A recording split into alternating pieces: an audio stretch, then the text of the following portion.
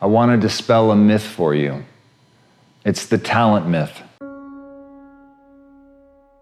It's the belief that some people were just born with more than others, that some people are naturally gifted and some aren't, and that's just the way the cookie crumbles, and whatever you're going to be is essentially determined by how you started, that your DNA is exactly your destiny. I'm here to tell you right now, that's bullshit. It's just not true. It's not the truth of the way that humans are designed. As a species, we're the ultimate adaptation machine. The very thing that puts us at the top of the pyramid is our ability to adapt. It is the fact that the brain is plastic, that it responds to change, it responds to stressors, it responds to repetition.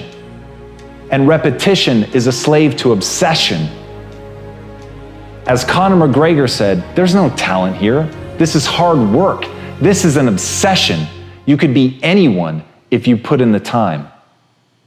That's one of the greatest athletes of our time telling you that he's not the result of genetics. He's not the result of natural gifts. He hasn't been bestowed something by God. He has shown up day after day in the most mundane of conditions. On the cold days, on the hot days, he put in the work because he was obsessed with what he could become. And that repetition that you need to actually gain a skill follows that obsession. So in you right now, today, you want to start building that obsession. You want to look at it like an ember that can become a raging fire, but it needs your time and attention.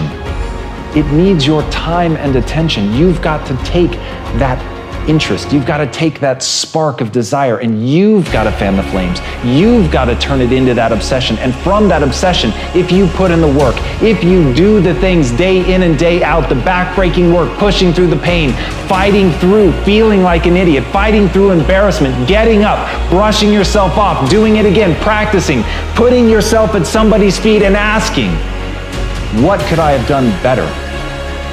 Not look at the things that you're doing well, but look at the things that you're doing wrong. Look at the things that you're doing poorly, staring at your inadequacies with no loss of pride. Because the only thing you value in yourself is your willingness to do that, your willingness to work your ass off. And as Sylvester Stallone said, I'm not the richest, smartest, or most talented person in the world, but I succeed because I keep going and going and going. And that's the secret. There's nothing more than that. The people that you see that win at the highest level, they were the ones that didn't give up. They're the survivors.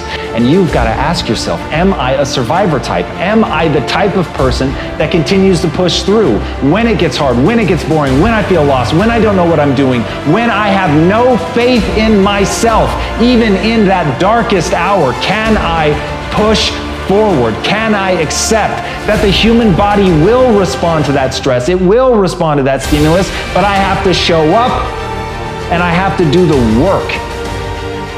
And so that's the beautiful thing. You're not going to separate yourself based on your genetics. You're not going to separate yourself based on who your parents were or where you were born.